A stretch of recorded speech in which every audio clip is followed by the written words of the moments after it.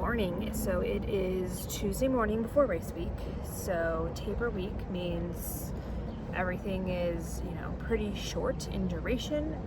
There's a book going out this week. So really have a little bit of extra time. So I like to add in extra walks, things to just kind of get my legs up and moving, but not anything that's going to add stress.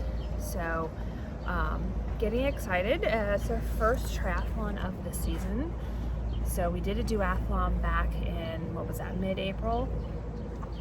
So was doing better, performed better there than I thought I would, despite getting fourth in my age group. So that was nice, kind of check in, see where I was. Also had done a half marathon a couple weeks before then and improved on my own personal best. It was only the second time I'd ever had run the half marathon distance.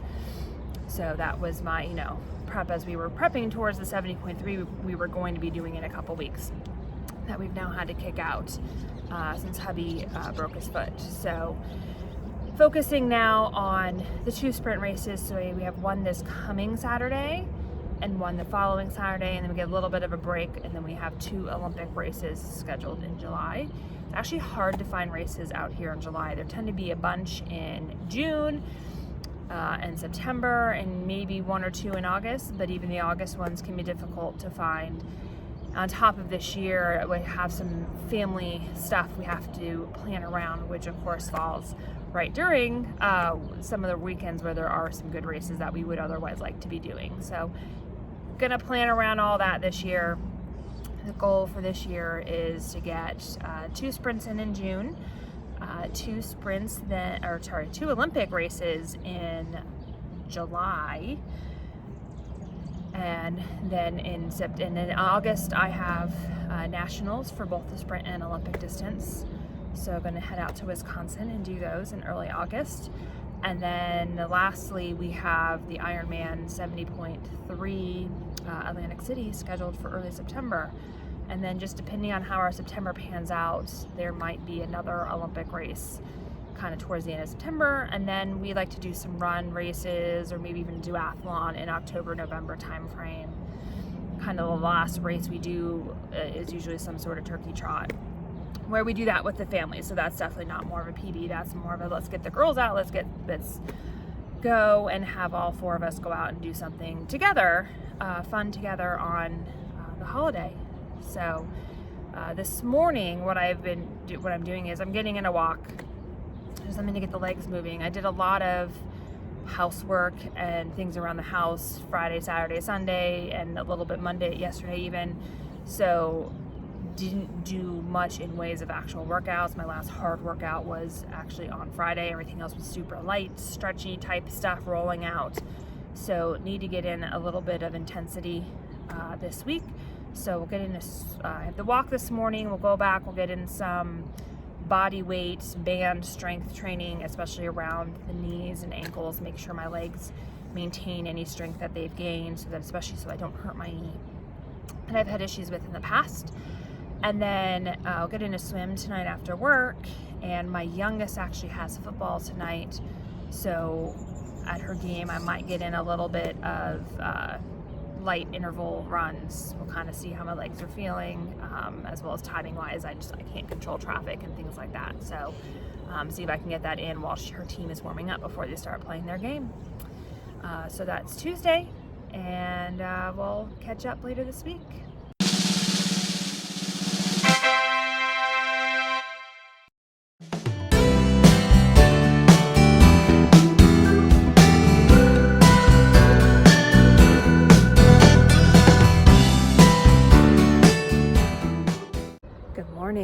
So we are 2 days out from first race of the season, which is a sprint triathlon.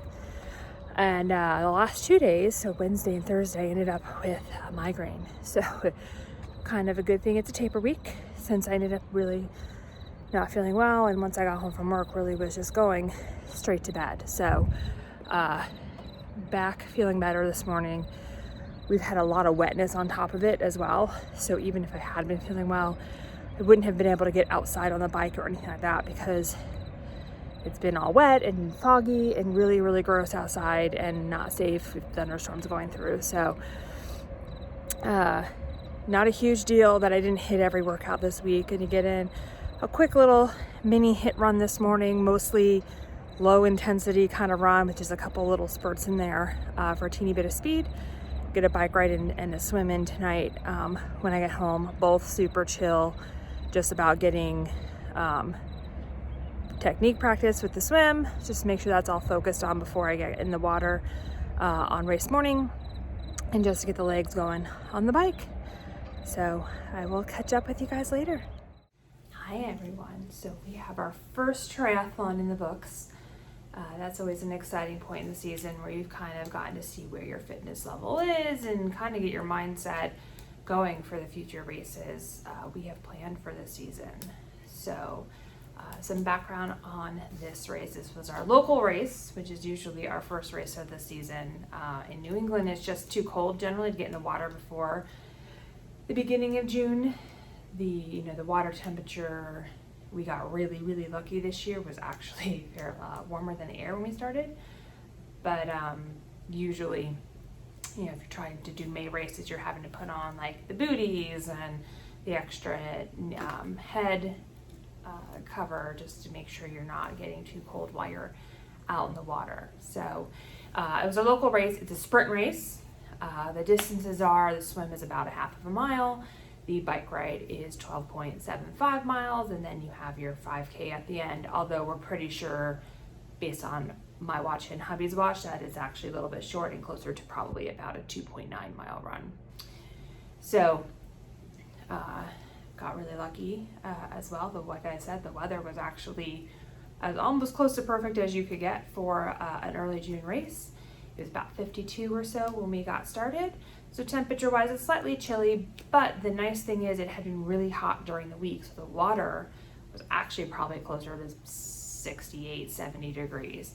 So having that nice warm water, especially once you throw on the wetsuit, was a great swim, very comfortable in the water. So that was something that we were looking forward to because we've had some chilly swims in the past for early June races. So we got there super early. It's local, and the race start point's like 2.5 miles from our house. So the nice thing is for this one, we also get to sleep in a little bit more. We don't have to wake up quite as early to get there, but we always do want to make sure we get there into transition as early as we can, just so we can pick our spots when they're not assigned. So got a great spot. Got our transition all set up, made sure we had everything, that we hadn't forgotten anything. And, kind of walk the course, or at least, the area, went down, checked out the water. It's a smaller pond for the swim. So usually it is like glass, nice and flat. You don't have a lot of chop or anything like that you need to worry about either, aside from what the other athletes are causing when we swim. So hubby also, miraculously, we found it earlier in the week, had his foot's not broken, apparently. Unfortunately, we already pulled out of the 70.3 we were planning to do in June, but his foot's not broken, which means he was actually able to race. We're still trying to figure out exactly what's going on there, but thrilled that we don't have to wait the full 6 weeks for a broken bone to heal or stress fracture. So we were able to both race, which was nice too. I had my buddy in transition with me and on the swim warm-up. So got in a nice good, probably about 15 minute swim warm up as well, just making sure everything's up and going. The other thing I do in transition is I do spend a good 30 minutes getting a good stretch in. I'm not someone who goes out and rides the bike in a morning of the race. I do some hopping and strides and things for the run, and then I like to get in my swim warm-up again, where we're allowed to get in advance to get that warm-up in. So got that in. For me, the reason I focus on that swim warm-up is because mentally, I have, despite the fact that I have a swimming background, that swimming background's in the pool though, where I swam as a kid competitively, I mentally hate swimming in open water, especially if it involves going into the ocean or sound in any sort of way. I'm a little bit better on lakes. So my swim times haven't been what I wanted them to be, or I found it takes me almost an entire season to kind of acclimate to getting used to going into those open waters. We don't have a lot of places up here, despite the fact that there are lakes everywhere. A lot of them are private, or you're only allowed swimming in certain roped off sections, which are pretty small. It's usually more for kids to swim back to a dock and back kind of thing. So we don't have a ton of opportunity to go do big open water swims to get that practice in. So I spent a lot of time pre-race working on the mental aspect of it and visualizing what it would feel like, you know, how I wanted to swim, both bike and run as well. And trying to mentally get prepared for the race to help me kind of overcome that barrier that I've had when it comes to the water. And I think it really helped. I had a really good warm-up swim. I felt mentally ready to kind of hit the swim, and I had a good swim. In the swim, as we were going, I do generally start over to the side. I do not like kind of being in the middle where everyone's bustling each other.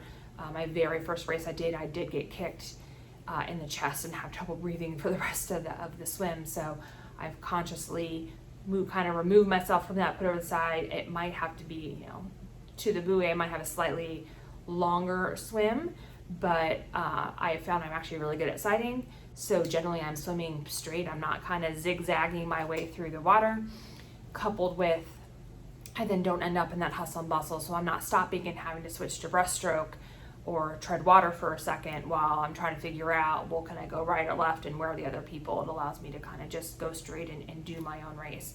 And that was the other thing mentally I prepared myself for, was that this was going to be me doing my own race. I wasn't worried about competing with other people. Like, I am a naturally competitive person, as my husband will tell you, and my siblings as well, I'm sure. But I'm in a new age group this year, and I know this age group's more competitive. I had, you know, last year when we were doing races, I was looking ahead and seeing, well, what are the people in the age group above me doing? Many of them were finishing ahead of me. Some of them were winning the races I was in. So I know that it's a larger age group. There's more women in the 40 to 45 group than there were in the 35 to 39 age group. So I have more women, which means more competition, and a bunch of them are pretty fast. So I went in with, let me just try to improve on all my paces, my times from last year in this race. And if I do that, I'll be happy. So with the swim, I mentally felt really good as the swim progressed. Only ran into, you know, a couple people, had them kind of running into me or cutting me off. So I was in a really good spot as I was coming to the end of the swim. Mentally, I felt like I had knocked it out of the park.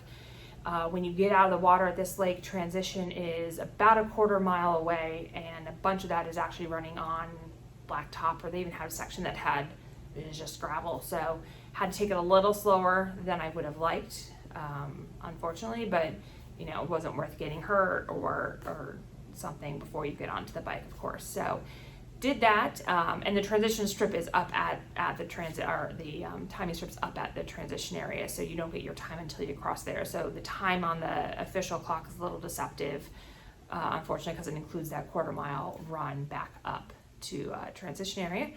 Had one of my fastest transitions onto the bike. Had no issues getting the wetsuit off. That is the one perk of having a slightly longer run up, is that I get the wetsuit all the way down to really, you know, my hips. So it just got to get the legs out once I actually get to my bike area. Got out on the bike, was feeling pretty good. The course here, it's like I said, it's just shy of 13 miles. The first half to 2/3 is where virtually all of the hills are. Because this is our local race, we ride this course all the time. It actually goes right past our house, so our kiddos get to come out and cheer for us at the end of the driveway, which is always a nice thing to see as you're starting out, give you that extra encouragement to put in a little more power. Unfortunately, my power meter, we found out after the race, the battery in my power meter, my pedal, had actually fallen out somehow, so I need to figure out how to get that fixed. So I have no idea what I was doing power-wise and the like, but I was very happy with my numbers early on in the bike as well. So there's that carry forward, because I was mentally feeling really great about the swim. It allowed me to push harder on the bike. Now, one thing is I noticed I still need to do a lot of work on hills. I'm still not where I want to be when it comes to tackling hills. That's where people tended to pass me. And this to get back to the downhills or the straight areas, I'd pass them back in some instances. So, still need to do some work there. I also did run into issues where twice I had issues with cars. It's not a closed course. So, and one, it was an intersection that despite the police officer being there, a car stopped in the middle of the intersection to talk to him as I was coming in at like 25 miles per hour because it was off of a downhill. So that was frustrating, having to brake to deal with that. And then towards the end of the course, there were actually cars coming both ways, and the end of the bike is where the beginning of the run is. And so you had runners go on one side, bikers on the other, with cars trying to go both ways, and it was a bit of a mess. And I had to unfortunately slow down pretty significantly because there was literally no way to get around the cars for a good 2 or 3 minutes. So that was also frustrating to have to deal with. But both the swim and the bike came in, on the swim marginally under my prior time from last year. On the bike, I came in about 2 minutes faster than I had the prior year. My legs were still feeling pretty good, maybe a little tired coming off of it, as I knew I had pushed pretty hard on the bike to, go as fast as I could. Ended up averaging about 16.5 miles per hour for that bike, which, like I said, included a fair bit of climb. So that was, I said, a teeny bit faster than the prior year. Had a fantastic transition from bike to run, something like 30 seconds-ish in that area. So that was great. And then got out on the run and could feel it in my legs. And this run, despite being a little short for the run, the first almost 2 miles is basically uphill. There's a little kind of false flat in there, but for the most part you are running uphill, and the beginning part is kind of a rolling-ish hill, but then it's the steep of all the races that we've done. Then you kind of make a left turn at one point, and you are going up the steepest hill that we run up in any race. So it's one that it's going to slow everyone down. It doesn't matter how fast you are, and definitely challenges your fitness. In past years, I've actually practiced doing this. I didn't do that this year. I opted for running a little bit closer to our home where the hills were rolling, or there were shorter, steeper climbs. So wasn't exactly sure how my body was going to handle that, especially because then when I run here at work, it's flat because I work off on the shore. So was in my head thinking, wow, I'm going really, really slow as I was going uphill. And once I got to kind of the top of the hill, I know that the rest of the way was virtually downhill. It was a teeny like rolling hill section at the end, where you kind of go back in on the same area you came out on. But once I hit that, I was like, okay, I'm just gonna go now. I have about a mile left, and what happens. And luckily, I didn't have to slow down. And I ended up finishing the run about 3 minutes faster than my run time last year, which was surprising to me because I, at the beginning, didn't feel as good as I thought I felt last year. But apparently, either I was faster at the end or I did tackle the hills a lot better than I thought I did. So that was exciting. So I was able to finish about 5 minutes total faster than I did last year. And it was good enough to get third in my age group this year. So exciting, really made me excited for the rest of the season. Having that kind of, last year this race was later too, so in a 10-month period, seeing I've been able to improve on a short course time by 5 minutes really put me in a good space to look forward to the rest of the season and what the rest of the season holds. So up next, so I just had a taper week. Now we're in another taper week going forward. We have another race this coming Saturday. So these are the only time I think this season we actually have back-to-back and possibly to-back races. We might be adding an Olympic in the weekend after this next sprint. But this next sprint is what I would call more of a super sprint. It's shorter, it's flat, it is on, we're going to be swimming in the Sound. It's the flattest bike ride we have. It's a flat swim. It's a closed road for the bike, although the bike does have 2 hairpin turns, so that does slow you down a little bit as you make those turns. But it's exciting. I did really well in this race last year. So again, this is where I can really see like where is my bike fitness, how fast am I able to actually hold and maintain for those areas where, you know, this is the straightaways, and then my run. This is the best way to kind of see where my run is. And this is a true 3.1 run at the end. They measure it out pretty closely. So looking forward to that, and the possibility of adding an extra Olympic the weekend. We were initially going to do a 70.3 since we'd already pulled out. We already lost our spots there, unfortunately. So, you know, looking forward to our 70.3 in September. I'll catch up with you later.